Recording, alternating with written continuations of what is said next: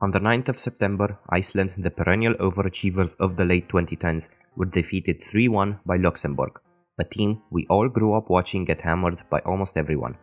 So what about Luxembourg? Well, what about it? Whether you only see it fit to be used for storage or know it exists and don't really care about it, there is no denying that Luxembourg is a fascinating place.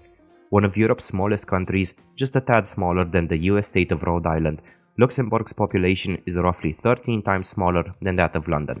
The national motto of these inhabitants is "We want to remain what we are," which in a land filled with more than 100 castles and the last Grand Duchy on earth might seem to be a staunch refusal of modernization or innovation. However, the state of Luxembourg has always been at the forefront of the European Union, being one of its first members and being the seat of the European Court of Justice. This blend of tradition and modernity means that the duchy has one of the world's highest GDPs per capita and an impressive Human Development Index. The majority of the population still live in Luxembourg City, a UNESCO World Heritage Site that probably features historic shops that sell little things made of straw, but also high-tech transportation. Now this ethos of embracing modernity, but in their own way, has turned to football. The Luxembourg national team played its first match on the 29th of October 1911 against France, and the result would set the tone for most of their history, losing 4-1. In the years leading up to World War II, as football was still in its infancy, Luxembourg managed 2 Olympic Games participation and the odd win against France or Belgium. But in the modern era, the team's statistics are thoroughly bleak. Out of an all-time total of 640 matches played, they have lost a whopping 476, giving them a winner ratio of just 18%. The late 90s and early 2000s marked the worst decades of the team. In those years, Luxembourg went 11 years without a win between 1995 and 2006, and went a full year without scoring a goal.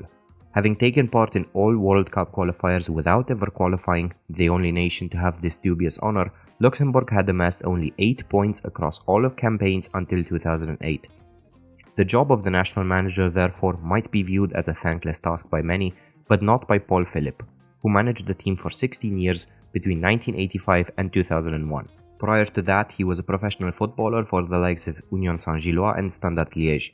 In his time at the helm of his country, he tasted victory only 3 times, and in 2004 he was adamant to change this. His election to the president of the Luxembourg Federation came at a low point for the squad, and a mere 2 years later they reached their lowest ever FIFA ranking of 195th, lower even than San Marino, compared to whom Luxembourg are a veritable giant. In his almost 20 years in charge of the federation, Luxembourg have climbed up to an all-time high of 82nd and are currently 89th. The key to this success is, as always, youth development. Philippe started playing when he was only 10 and has spent his whole life in and around football. His aim is to offer the same opportunities for young players in his country. In 2001, a national academy was created, which seems to be very similar to France's Clairefontaine. Due to Luxembourg's small size and population, this academy practically hoovers up every talented individual in the country, as they are never too far from its doorstep. Players aged 8 to 11 are scouted by the employees of the academy, and the most promising ones are sent to the National Football Center, where players aged 12 to 18 are based. Over the decades, one of the most special delights of football commentators was listing the various day jobs of national team players who played for small nations, whether it was Iceland, San Marino, and indeed Luxembourg. Most of these national teams usually had to rely on semi-professional players based in their own amateur leagues to bolster the national team selection. In most cases, a core of 5 to 6 professionals playing outside Luxembourg was complemented by a number of amateurs playing back home. Nowadays, the situation is completely reversed, with almost all players being based abroad in stronger leagues. At youth level, the situation has evolved even further along this route, with around 50 to 60 teenagers playing in France, Germany or Belgium. The story of the Luxembourg national team smacks of plagiarism when taking a look at Iceland a few years ago, and Paul Philippe has indeed visited Iceland on a fact-finding mission 2 or 3 times.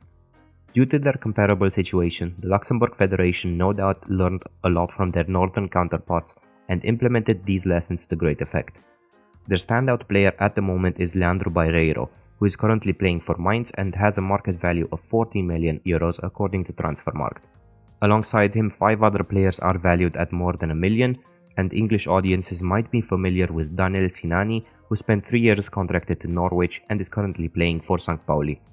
The slow and steady rise of the Luxembourg national team might have gone under the radar, but the future looks even brighter. the under-17 side qualified for the Euros in 2022, and the senior side has seen a marked improvement in their performances. In 2017, they drew future world champions France. In 2021, they beat Ireland, and this year they will be looking to cause a major upset in their Euros qualifying campaign, in a group containing Portugal, Slovakia, Bosnia, Iceland and Liechtenstein. They currently sit third in their group with 10 points after drawing Slovakia and winning 3 games in a row against Liechtenstein, Bosnia and Iceland. And I know people will point out their harsh losses against Portugal, conceding 15 goals across 2 games, but games like these are slowly becoming outliers.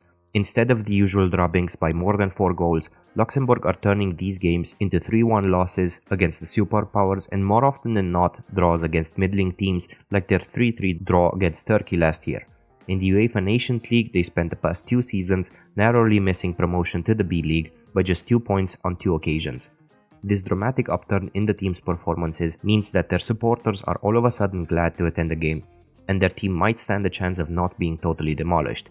This means that their new state-of-the-art venue, the Stade de Luxembourg, is filled to the brim, and the 9,386 seats might soon prove too few if the squad maintains its trajectory. Thank you so much for watching till the end. Let me know in the comments how high you think Luxembourg can rise, and if you liked the video, consider liking and subscribing, it really helps a lot.